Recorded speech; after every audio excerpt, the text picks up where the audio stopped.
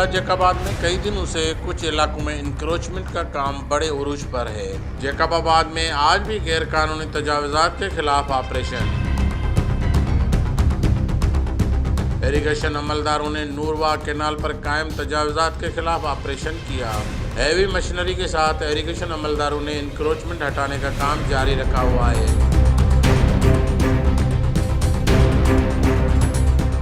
یہ grand operation مختار احمد شیخ، سائیں-داد مغیری، اللہ رکھے مغیری کی سربراہی میں کیا گیا ہے۔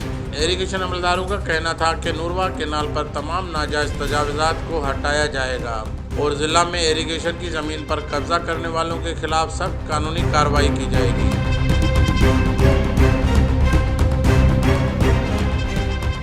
سوال یہ پیدا ہوتا ہے کہ جب یہ تجاوزات شروع کیے جاتے ہیں تو اس وقت حکومت ان کو کیوں نہیں روکتی؟ جب غریب عوام ایک ایک پیسہ کر کے اپنے گھر تعمیر کرواتی ہے تو اس کے کچھ عرصے بعد ہی گورنمنٹ کو یہ احساس ہو جاتا ہے کہ یہ تو گورنمنٹ کی ملکیت ہے، اس کو گرانا چاہیے۔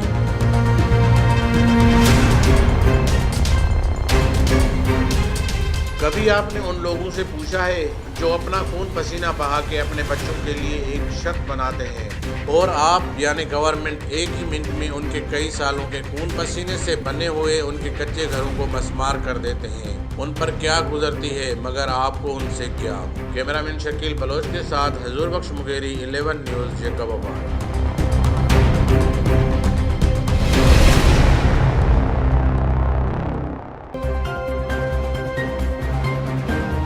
11 News